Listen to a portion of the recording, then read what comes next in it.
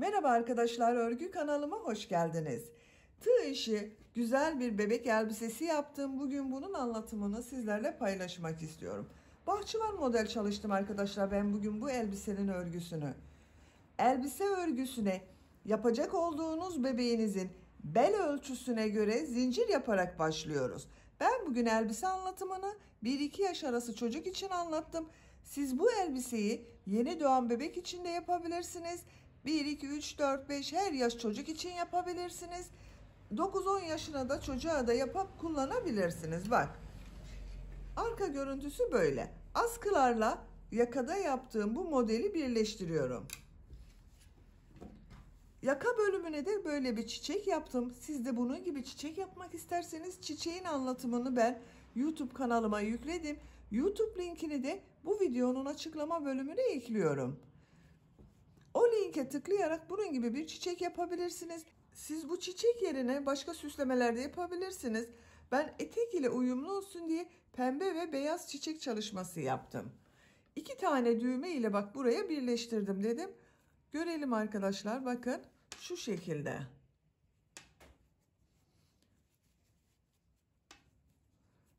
Elbisenin örgüsü çok kolay arkadaşlar. Bu elbisenin örgüsünde iplik olarak pembe renk olarak Alize Şeker'in bebe ipliği var. Bunu kullandım. Kullandığım iplik üzerinde 100 gram iplikte 320 metre var. Bundan bir yumak iplik yeterli arkadaşlar. Renk numarası 185. Gri renk iplik olarak yine Alize Şeker'in bebe ipliğini kullandım. 100 gram iplikte 320 metre var. Bu iplikten de 50 gram iplik yeterli. Beyaz iplik olarak da çok az miktarda ipliğe ihtiyacımız var. Tığ olarak 5 numara 3 milimetre tığ kullandım. Ben bugün bu tığı kullandım. Bu iplikler ile bu sayıda başladım. 1-2 yaş arası çocuk için oldu arkadaşlar. Sizin eliniz sıkıysa farklı numaralı tığ kullanırsanız da sizin yaptığınız ölçü benim yaptığım ölçüden farklı olacaktır. İpliği tığ hazırlayalım. Bu güzel elbisenin örgüsüne başlayalım. Örgü kanalıma abone değilseniz abone olmayı unutmayın lütfen. Örgü kanalıma abone olmak ücretsiz. Örgü kanalıma ücretsiz abone olup orada bulunan zil şeklinde dokunarak açık yaparsanız kanalıma video yüklediğim zaman ilk önce size bildirim gelir. Örgülerimden herkesten önce sizin haberiniz olur. İzlediğiniz videolarıma beğeni ve yorumlarınızı da yaparsanız çok sevinirim arkadaşlar. Örgü kanalıma ücretsiz abone olup beğeni ve yorumlarıyla da destek olan bütün arkadaşlara ayrıca teşekkür ederim. Hepinize kolay gelsin. İyi çalışmalar. Örgüye bel lastiği için zincir yaparak başlıyorum. Zincir yapabilmek için ilk ilmeği ben bu şekilde yapıyorum. Size nasıl kolay geliyorsa ilk ilmeği öyle yapabilirsiniz. Zincirleri yapmaya başlıyorum. Çok sıkı zincirler yapmıyorum. Bakın, çok sıkı yapmıyorum arkadaşlar. 103 zincir yapalım. 103 zinciri yaptım. Bakın, çok sıkı zincirler yapmadım arkadaşlar. 103 zincirin kaç santimetre olduğunu ölçüyorum.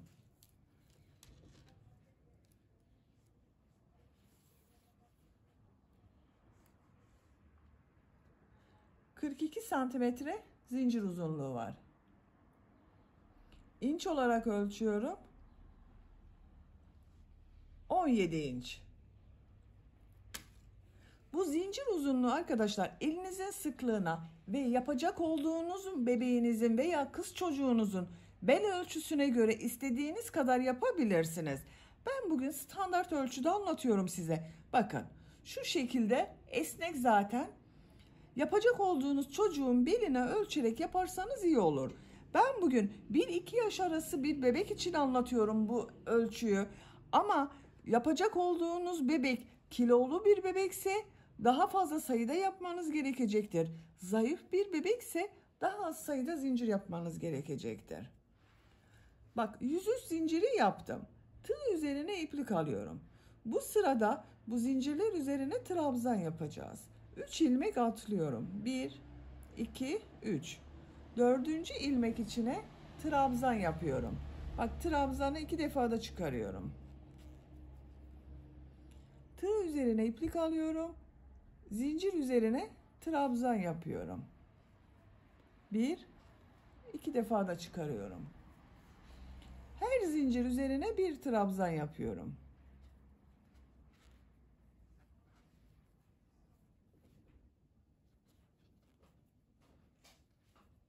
Bakın. Sıra sonuna kadar devam edelim.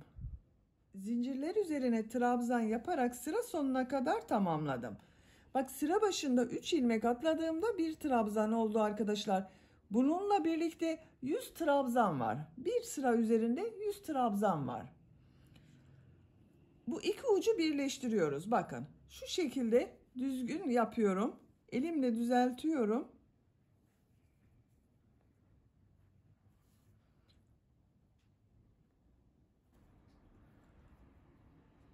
Bak, burada şu ilmek ile ilmek kaydırma yaparak sırayı birleştiriyorum. İki uç noktayı birleştirdim. 2 zincir yapıyorum. Tığ üzerine iplik alıyorum. Bu sırada bu trabzanları bir düz taraftan bir de ters taraftan boşluktan alarak trabzan yapacağız. Bak, bu ilk trabzanı düz taraftan boşluktan alıyorum. Trabzan yapıyorum. Tığ üzerine iplik alıyorum. İkinci trabzanı ters taraftan boşluktan alıyorum. Trabzan yapıyorum.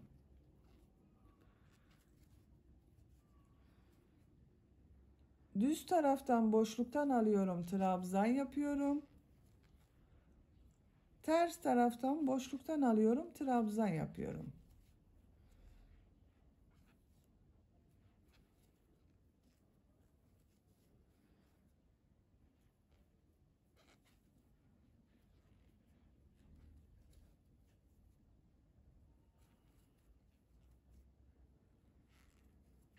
Bakın. Bir düz bir ters boşluklardan alarak trabzan yapıyoruz. Bu bak, uç noktayı da birleştirelim. Şu ilmeğe tığ takıyorum. İpliğin ucunu çekiyorum.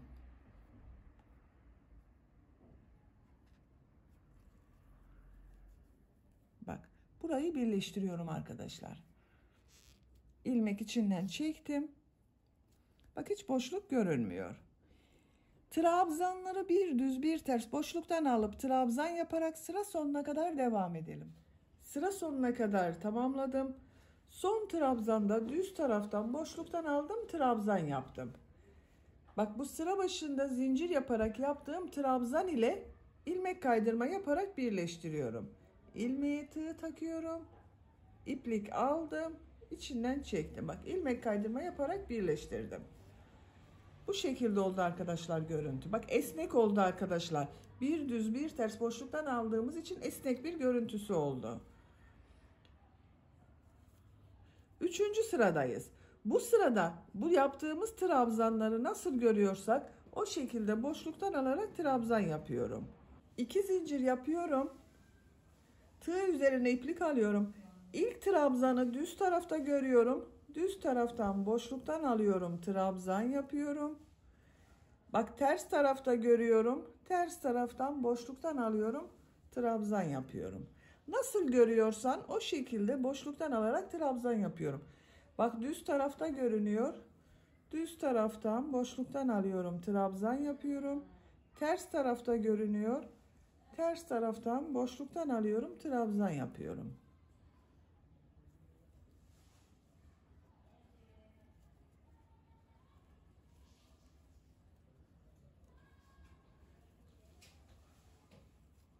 Bakın, bu şekilde oluyor. Sıra sonuna kadar devam edelim. İlmek kaydırma yaparak birleştirelim. Yine nasıl görüyorsan o şekilde boşluktan alıp trabzan yapalım. Bu sıra sayısı arkadaşlar tercihinize göre 4 sıra yapabilirsiniz, 5 sıra yapabilirsiniz, 6 sıra yapabilirsiniz. İstediğiniz kadar sıra sayısını tamamlayalım gelelim. 5 sıra örgü olarak tamamladım arkadaşlar. Bak, sayıyorum. 1, 2, 3, 4, 5. Bir düz bir ters boşluklardan aldık, trabzan yaptık. Bakın, görüntü olarak böyle oldu. 5 sıranın kaç santimetre olduğunu ölçüyorum. 3,5 santimetre genişlik var. Siz isterseniz bir sıra daha devam edebilirsiniz. Ben burada bitiriyorum. Bak son ilmek ile bu ilk ilmeği ilmek kaydırma yaparak sırayı birleştiriyorum. Gri renk ipliği kesiyorum.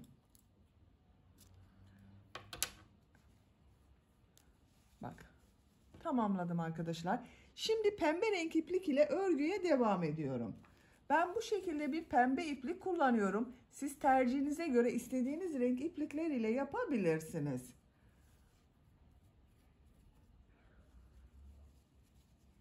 Bu başladığım ilmekten bir ilmek yapıyorum. Bir zincir yaptım, sağlamlaştırdım.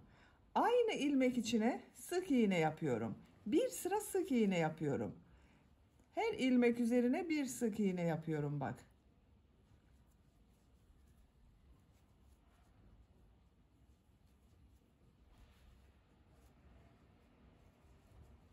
Bağladığım bu ipliği de bak içeride tutuyorum. Sıra sonuna kadar devam edelim. Bir sıra sık iğne yaparak sıra sonuna kadar tamamladım. Son ilmek ile ilk yaptığım bu ilmeği ilmek kaydırma yaparak birleştiriyorum. Bakın sırayı birleştirdim. Görüntü olarak böyle arkadaşlar. Şimdi model sırasını başlamak için V şekilleri yapıyorum. 4 zincir yapıyorum. Tığ üzerine iplik alıyorum. Aynı ilmeğe bir trabzan yapıyorum. Bak bir V şekli oldu bu. Tığ üzerine iplik alıyorum. 3 ilmek atlıyorum. 1, 2, 3, 4. ilmeğe bir trabzan, 2 zincir, bir trabzan yapıyorum.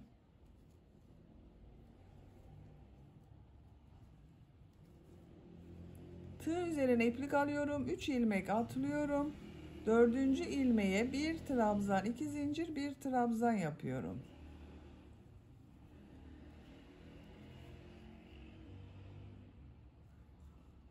Üç ilmek atlıyorum. 4. ilmeğe bir trabzan, 2 zincir, bir trabzan yapıyorum. V şekilleri yapıyoruz bak. Sıra sonuna kadar devam edelim. V şekilleri yaparak sıra sonuna kadar tamamladım. Son V şeklini yaptım. 3 ilmek atlıyorum. Bak burada yaptığım V şekliyle ilmek kaydırma yaparak birleştiriyorum. 1, 2 zincir sayıyorum. 3. zincire ilmek kaydırma yapıyorum. Bak sırayı birleştirdim. Bu sırada V şekilleri yaptık arkadaşlar. Şimdiki sırada modelleri yapacağız.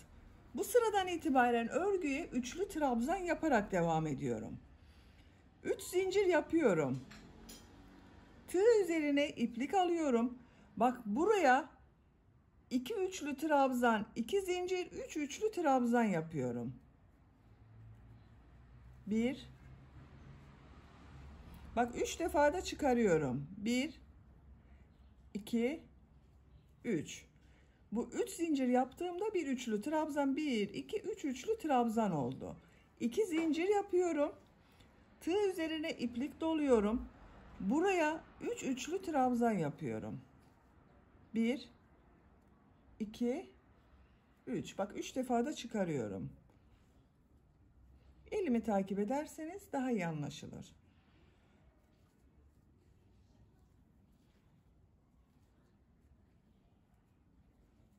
Bak 3 üçlü trabzan, 2 zincir, 3 üçlü trabzan oldu. Tığ üzerine iplik alıyorum. Bu 2 zincirin üzerine de 3 üçlü trabzan, 2 zincir, 3 üçlü trabzan yapıyorum.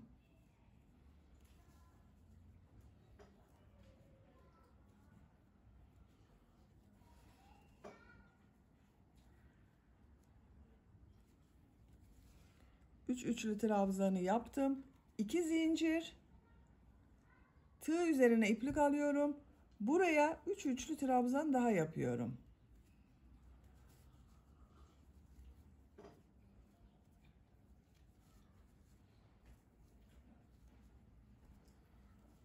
Bak buraya da 3 üçlü trabzan, 2 zincir, 3 üçlü trabzan yaptım.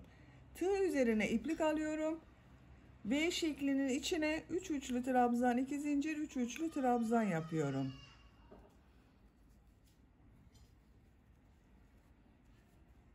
Bak modelimiz bu arkadaşlar.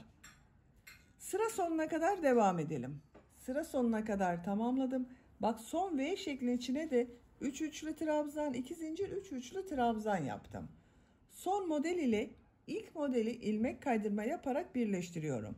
Burada 3 zincir yaptım. 1, 2 zincir sayıyorum. Bu 3. zincir üzerine ilmek kaydırma yapıyorum. Bak tığ taktım, çektim. Tığ üzerinde bulunan ilmekten de çektim.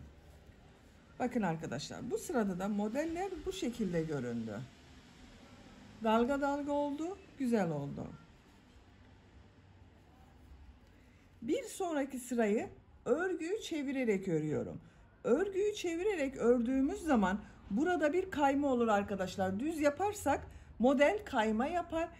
Örgünün görüntüsü de düzgün görünmez. Onun için ben örgüyü çeviriyorum. Bak şu şekilde örgüyü çeviriyorum. İlk ilmek üzerinden ilmek kaydırma yapıyorum. İkinci ilmeğe ilmek kaydırma yapıyorum. Bak burada bir ilmeği atlamış oldum. 3 zincir yapıyorum. Tığ üzerine iplik alıyorum. İkinci ilmek üzerine üçlü trabzan yapıyorum. Bak 1, 2 oldu. Bu zincir boşluğuna bir üçlü trabzan, 2 zincir, bir üçlü trabzan yapıyorum. Bak bununla 3 oldu arkadaşlar. 1, 2, 3, 2 zincir, boşluğa bir üçlü trabzan yapıyorum.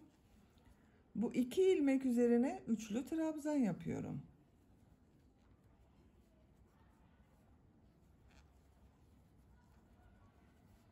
Bakın yine 3 üçlü trabzan, 2 zincir, 3 üçlü trabzan oldu model. Tığ üzerine iplik alıyorum. Bak bu model üzerinde bulunan ilmeği atlıyorum. Diğer modelde ilk ilmeği atlıyorum. 2 ilmek atlıyorum. 2 ilmek üzerine üçlü trabzan yapıyorum.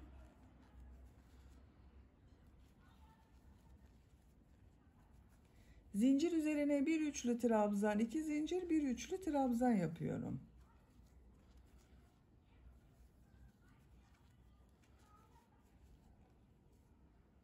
Bak 2 ilmek üzerine de üçlü trabzan yapıyorum.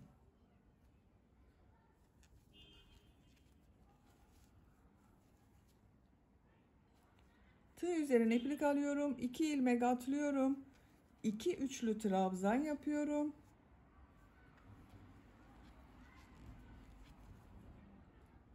Zincir üzerine bir üçlü trabzan, 2 zincir, bir üçlü trabzan yapıyorum. 2 ilmek üzerine üçlü trabzan yapıyorum. Bakın yine 3 üçlü trabzan, 2 zincir, 3 üçlü trabzan oluyor. Sıra sonuna kadar devam edelim. Sıra sonuna kadar tamamladım. Son model ile ilk yaptığım modeli ilmek kaydırma yaparak sırayı birleştiriyorum. Bakın arkadaşlar.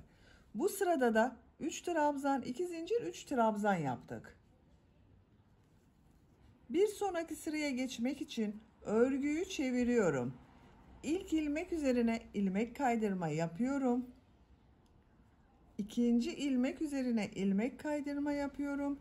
Bu sırada 4 üçlü trabzan, 2 zincir, 4 üçlü trabzan yapacağız modelleri. 3 zincir yapıyorum. Bak bu ikinci ilmek üzerine üçlü trabzan yapıyorum.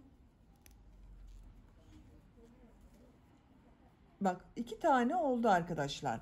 Bu zincir boşluğuna 2 üçlü trabzan, 2 zincir, 2 üçlü trabzan yapıyorum. Arttırma yapıyorum bak.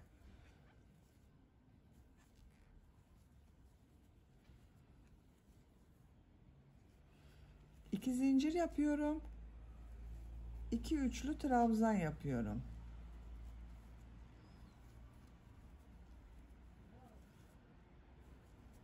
Bu 2 ilmek üzerine üçlü trabzan yapıyorum.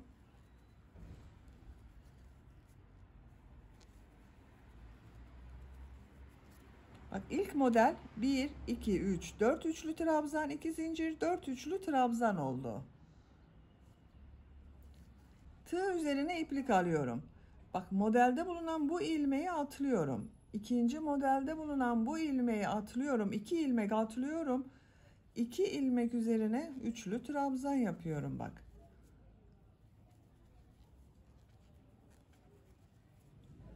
Tığ üzerine iplik alıyorum. 2 üçlü trabzan, 2 zincir, 2 üçlü trabzan yapıyorum.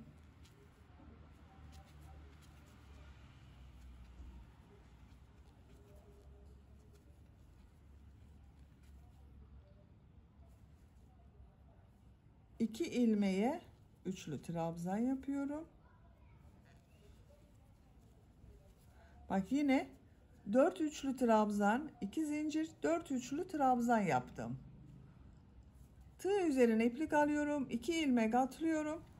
4 üçlü trabzan, 2 zincir, 4 üçlü trabzan yapıyorum. Bak bunları yaptım. Zincir üzerine de 2 üçlü trabzan yapıyorum. Bu şekilde arkadaşlar.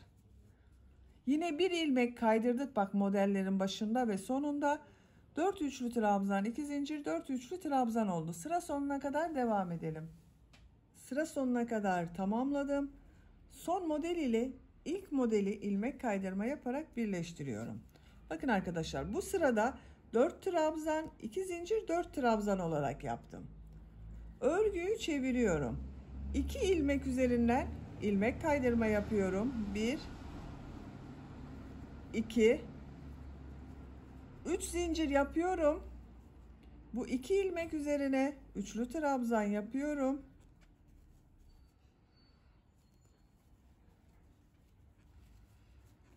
Bu 2 zincirin üzerine bir üçlü trabzan, 2 zincir, bir üçlü trabzan yapıyorum.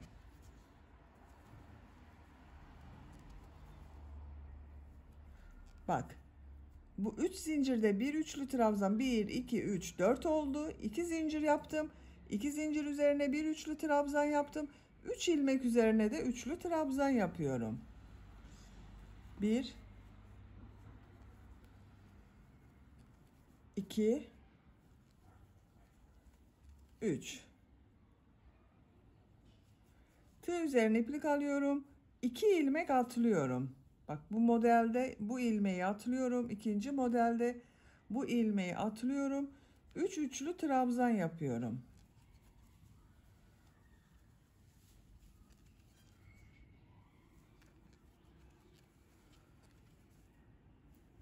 İki zincir üzerine bir üçlü trabzan, 2 zincir, bir üçlü trabzan yapıyorum. 3 üçlü trabzan yapıyorum.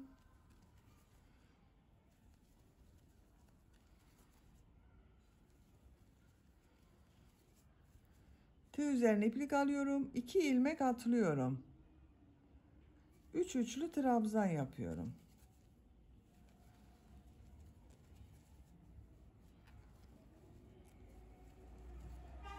Bakın arkadaşlar yine 4 üçlü trabzan, 2 zincir, 4 üçlü trabzan oldu. Etek örgüsü bu şekilde devam edecek. Bak. Sıra sonuna kadar devam edelim. Sıra sonunda ilmek kaydırma yapalım, birleştirelim. İlmek kaydırması yapalım. 4 üçlü trabzan, 2 zincir, 4 üçlü trabzan yaparak eteğin örgüsünü devam edelim. Eteğin rengini bu şekilde devam edelim dedim. Ama bakın buradan itibaren farklı renkli iplikler ile de devam etmek istiyorum. İp değişimini size göstermek için burayı anlatıyorum arkadaşlar. Bak buraya kadar yaptım. 1, 2, 3, 4, 5, 6, 7, 8, 9, 10 sıra model yaptım. 11. sıradayım. 11. sıradan itibaren gri renkli iplik ile devam ediyorum. Pembe renk iplik ile de yapacağız. Bak en son ilmek kaydırma yaparak sırayı birleştirdim. Örgüyü çeviriyorum. İlmek kaydırma yaparak ikinci trabzanın üzerine geçiyorum. Bak 1 2. Burada ipliğin rengini gri renkli yapıyorum. Şu şekilde bak gri renkli yaptım. Zincir yapıyorum. Trabzan yapıyorum. Pembe renk ipliği bekletiyorum. Bir sonraki sırada pembe renk iplik kullanacağız. Yine 4 üçlü trabzan, 2 zincir, 4 üçlü trabzan yapıyorum.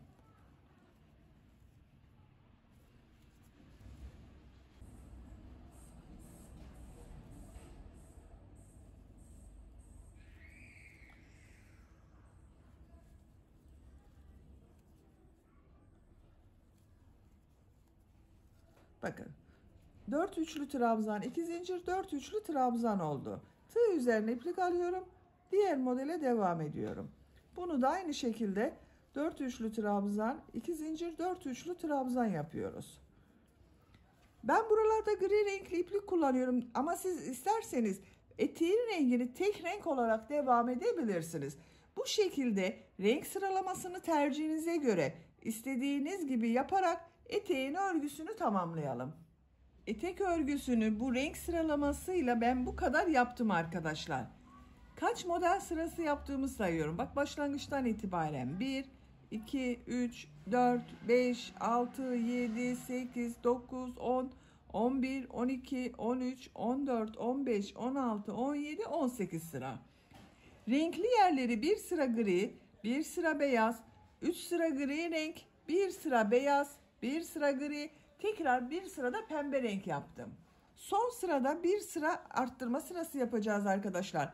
Bu 4 trabzan, 2 zincir, 4 trabzan yaptığım yeri 5 trabzan, 2 zincir, 5 trabzan olarak yapacağız. Bakın. Siz isterseniz birkaç sıra daha devam ettikten sonra da arttırma yapabilirsiniz. En son ilmek kaydırma yaparak sırayı birleştirdim. Örgüyü çeviriyorum. İlmek kaydırma yaparak bak bu ikinci ilmek üzerine geçiyorum. Zinciri yapıyorum. Tığ üzerine iplik alıyorum. 3 ilmek üzerine bak trabzan yapıyorum. Bu zincir yaptığımda bir trabzan.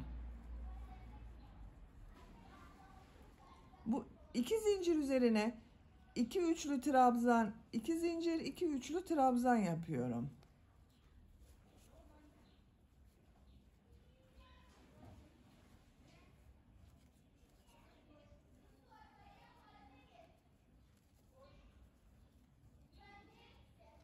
Bak, arttırma yapmak için burada 2 üçlü trabzan, 2 zincir, 2 üçlü trabzan yaptım. 3 ilmek üzerine üçlü trabzan yapıyorum.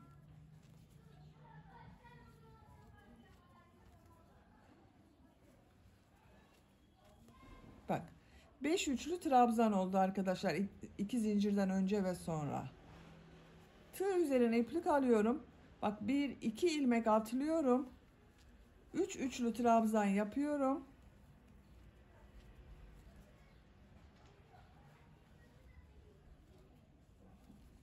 Bu zincir üzerine 2 üçlü trabzan, 2 zincir, 2 üçlü trabzan yapıyorum.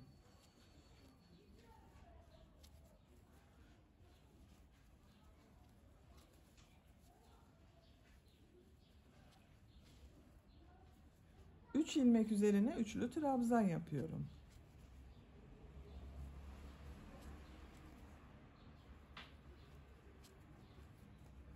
Bakın. Bu şekilde sıra sonuna kadar devam edelim. Sıra sonuna kadar tamamladım. Bu sırada bakın 5 üçlü trabzan, 2 zincir, 5 üçlü trabzan yaptım. Son bak ilmek ile ilk ilmeği de ilmek kaydırma yaparak birleştirdim. Son olarak da bir sıra sık iğne yapıyorum. Bak bir zincir yapıyorum. Aynı ilmeğe sık iğne yapıyorum. Diğer ilmeklere de birer defa sık iğne yapıyorum. Bu iki zincir üzerine 2 sık iğne yapıyorum.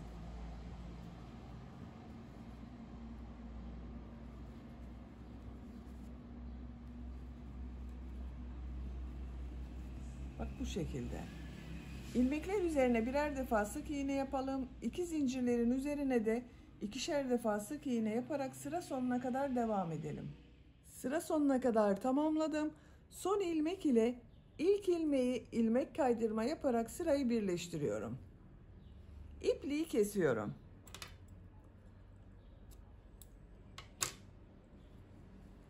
Etek örgüsünü tamamladık arkadaşlar. Bakın. Bu şekilde oldu. Çok güzel oldu gördüğünüz gibi.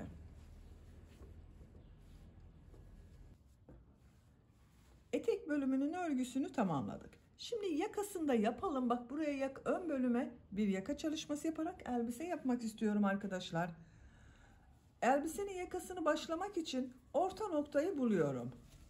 Bak bu birleştirme yaptığımız yer vardı. Buradan katlıyorum. Şu şekilde ön ortasını buluyorum. Buraya bir işaret yapıyorum.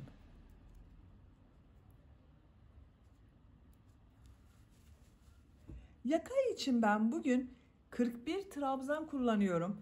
Bak, bu işaretten sonra sayıyorum. 2, 4, 6, 8, 10, 12, 14, 16, 18, 20. 20.ye işaret yapıyorum. Diğer tarafa da sayıyorum. 2, 4, 6, 8, 10, 12, 14, 16, 18, 20. Buraya da işaret yapıyorum. Bu bak, mavi ile işaret yaptığım trabzanlar üzerine yaka çalışması yapacağız. Toplam 41 trabzan var bak. Sayalım isterseniz. 2, 4, 6, 8, 10, 12, 14, 16, 18, 20, 22, 24, 26, 28, 30, 32, 34, 36, 38, 40. İşaretle birlikte 41. Gri renkli iplik kullanıyorum. Bak, bu işaret yaptığım ilmeğe iplik bağlıyorum.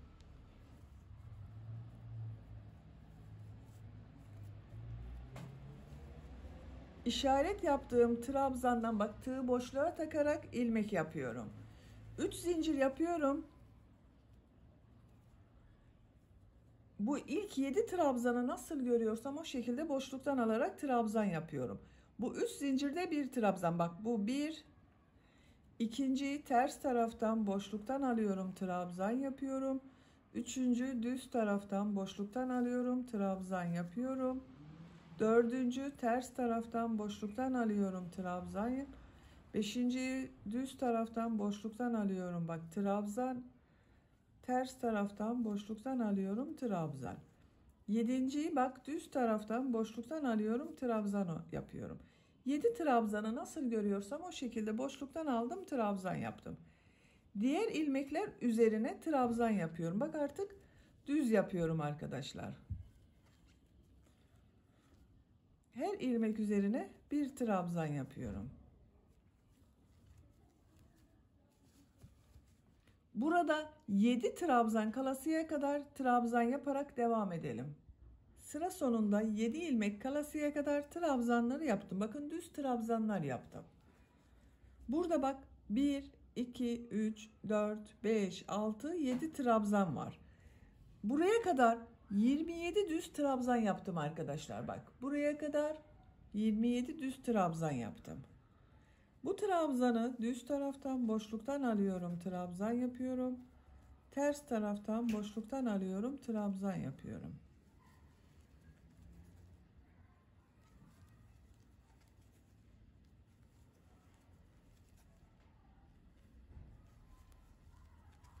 Son olarak işaretli olan trabzanı düz taraftan boşluktan alıyorum, trabzan yapıyorum.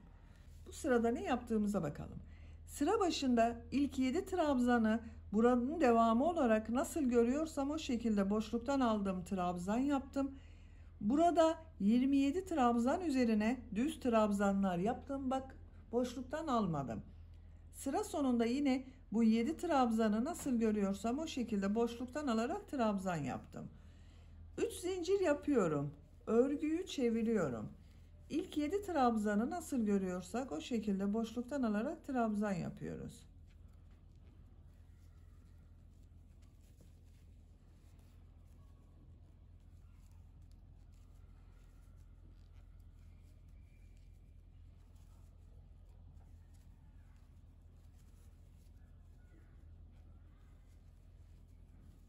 Bak, ilk 7 trabzanı nasıl görüyorsam o şekilde boşluktan aldım, trabzan yaptım.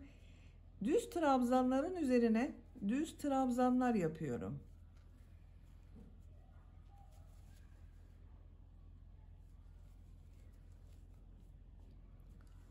Trabzanlar yaparak devam edelim. Sıra sonunda 7 trabzanı nasıl görüyorsan o şekilde boşluktan alıp trabzan yapalım. Sıra sonuna kadar tamamlayalım. Sıra sonuna kadar tamamladım. Sıra sonunda bak, 7 trabzanı nasıl görüyorsam o şekilde boşluktan aldım, trabzan yaptım. 3 zincir yapıyorum, örgüyü çeviriyorum. İlk 7 trabzanı nasıl görüyorsam o şekilde boşluktan alarak trabzan yapıyorum.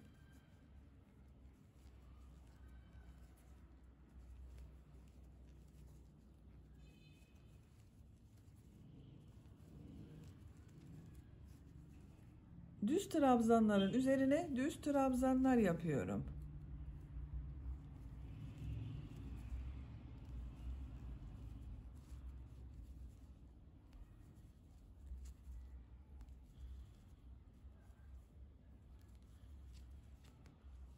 Bakın arkadaşlar. Buraya kadar devam edelim. Sıra sonunda 7 trabzanı nasıl görüyorsan o şekilde boşluktan alıp trabzan yapalım. Sıra başında ve sıra sonunda bu 7 trabzan boşluktan alarak devam edecek arkadaşlar. Orta bölümü düz devam ediyoruz. Yaka yüksekliğini tercihinize ve bebeğinizin büyüklüğüne göre tamamlayalım arkadaşlar.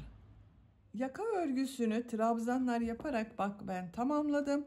Burada bitirmedim arkadaşlar.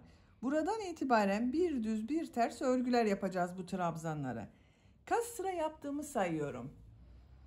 2, 4, 6, 8, 10, 12, 14. 14 sıra trabzan yaptım bu boşlukta arkadaşlar.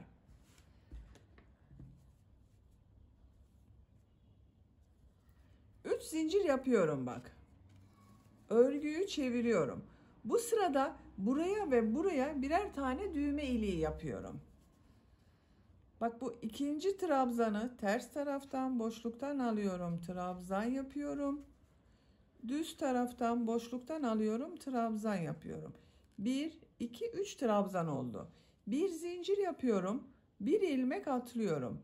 Bak bu trabzan düz tarafta görünüyor, boşluktan alıyorum, trabzan yapıyorum. Bak buraya düğme iliğini yaptık. Bir ilmek atladım, bir zincir yaptım. Bunları nasıl görüyorsam o şekilde boşluktan alıyorum, trabzan yapıyorum. Bak trabzanlara geldim. Bu trabzanları bir düz bir ters boşluktan alarak trabzan yapıyorum. Bak bu en son düz taraftan boşluktan aldım, trabzan yaptım. Bunu ters taraftan boşluktan alıyorum, trabzan yapıyorum. Düz taraftan boşluktan alıyorum, trabzan yapıyorum.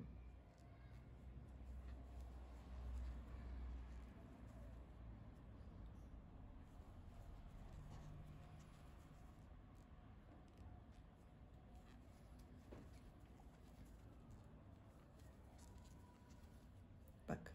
Buraya da düğme iliği yapacağız. 4 ilmek kalasıya kadar devam edelim. Sıra sonunda bak 4 ilmek kalasıya kadar bir düz bir ters boşluktan aldım, trabzan yaptım. Bir zincir yapıyorum. Bir ilmek atlıyorum düğme iliği için. Bunu düz taraftan boşluktan alıyorum, trabzan yapıyorum. Ters taraftan boşluktan alıyorum, trabzan yapıyorum. Bakın arkadaşlar. Bu sırada trabzanları bir düz bir ters boşluktan aldım, trabzan yaptım. Buraya ve buraya birer tane düğme iliği yaptım. 3 zincir yapıyorum. Örgüyü çeviriyorum. Bu sırada trabzanları nasıl görüyorsam o şekilde boşluktan alarak trabzan yapıyorum. Bak bu bir zincir yaptığım yere geldim. Zincir üzerine bir trabzan yapıyorum. Diğerlerini nasıl görüyorsam o şekilde boşluktan alarak trabzan yapıyorum.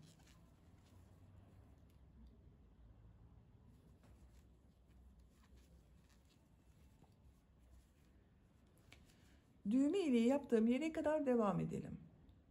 Diğer düğme iliğine kadar nasıl görüyorsam o şekilde boşluktan aldım, trabzan yaptım. Bu bir zincir üzerine bir trabzan yapıyorum. Diğerlerini nasıl görüyorsam o şekilde boşluktan alıyorum, trabzan yapıyorum.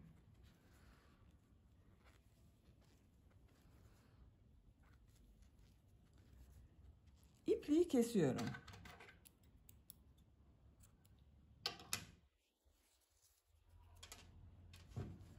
Bak örgünün düz tarafından bakalım. Bu şekilde oldu arkadaşlar. Yaka örgüsünü tamamladım. Şimdi elbiseye 2 tane de askı yapalım. Bak bu arkadan başlayacağız askıyı. Askıları yapacağız. Burası ile düğme yaparak birleştireceğiz.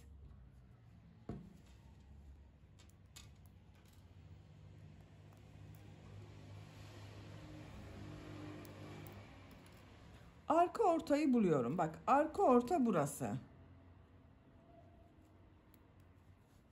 Buradan sayıyorum. 1, 2, 3. Dördüncü kabarık olan ilmeğe işaret yapıyorum. Bak, 1, 2, 3 kabarık oldu. Bu tarafa sayıyorum. 1, 2, 3. Dördüncüye işaret yapıyorum. Siz daha açık olsun derseniz birer tane daha kaydırma yapabilirsiniz.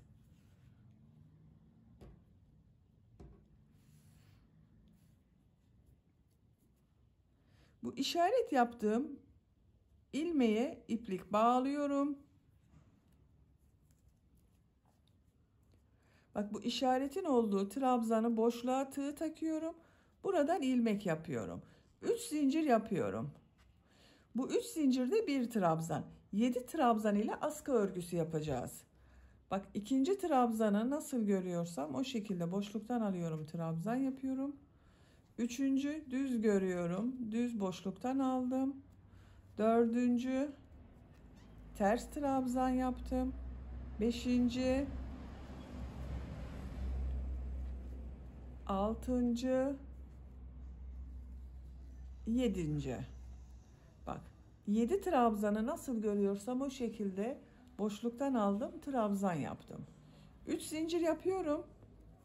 Örgüyü çeviriyorum. Nasıl görüyorsam o şekilde boşluktan alarak trabzan yapıyorum. Çok kolay askının modeli arkadaşlar.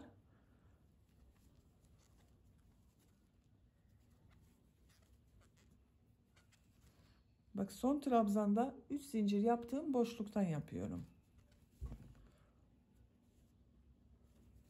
3 zincir yapıyorum. Örgüyü çeviriyorum. Yine nasıl görüyorsam o şekilde boşluktan alarak trabzan yapıyorum.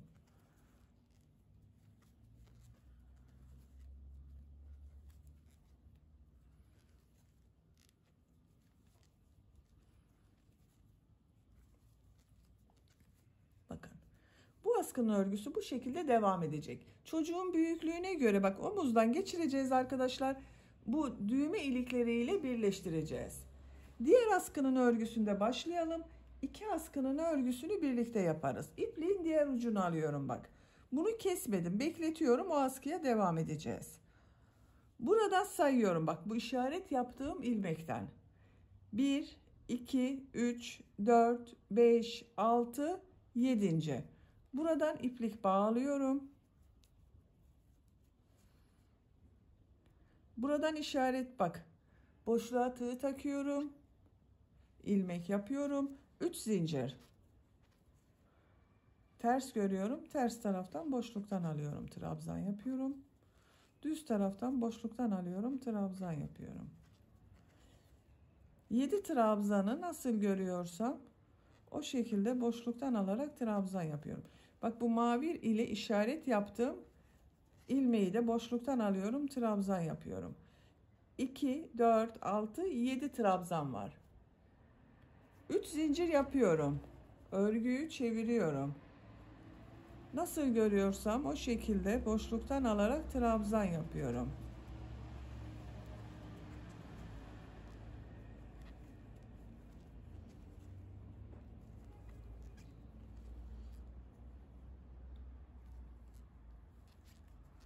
Üç zincir yapıyorum. Örgüyü çeviriyorum. Askının örgüsünü yapmaya devam ediyorum. Bakın arkadaşlar, askının örgüsü bu şekilde oluyor. İki askının örgüsünü yapacak olduğunuz çocuğun büyüklüğüne göre tamamlayalım. İki askının örgüsünü ben eşit ölçüde ördüm, tamamladım arkadaşlar. Kaç sıra yaptığımı sayıyorum. 2, 4, 6, 8, 10, 12, 14, 16, 18, 20, 22, 24, 26, 28, 30, 32, 34, 36, 38, 40, 42, 44, 46, 48, 50 sıra yaptım. Bu 50 sıranın kaç santimetre olduğunu da ölçüyorum.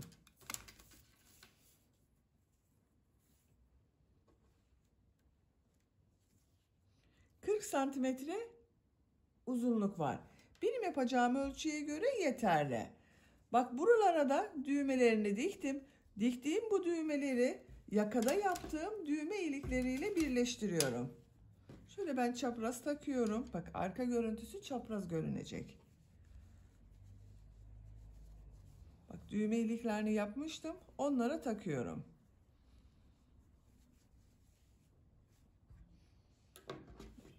Elbisenin örgüsünü böylece tamamlamış oldum.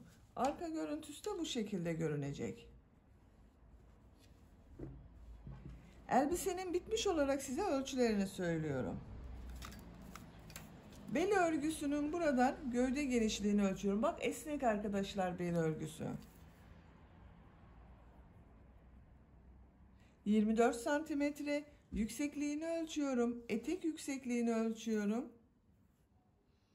28 santimetre yakadan itibaren yüksekliğini ölçüyorum.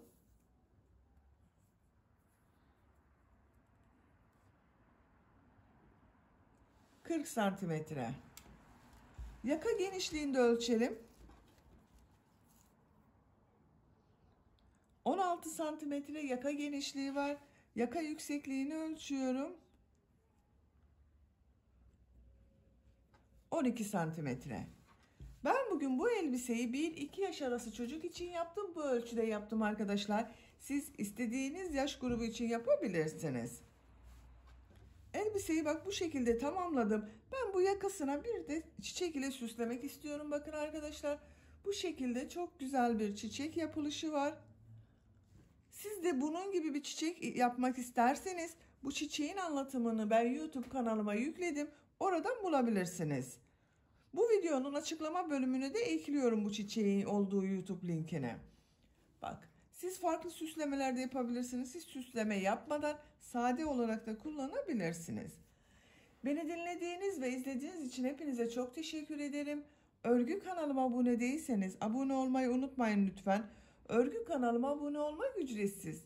Örgü kanalıma ücretsiz abone olup orada bulunan zil şeklinde dokunarak açık yaparsanız kanalıma video yüklediğim zaman ilk önce size bildirim gelir. Örgülerimden herkesten önce sizin haberiniz olur. Sizlerle yeni örgülerde görüşmek dileğiyle. Hoşça kalın, sevgiyle kalın.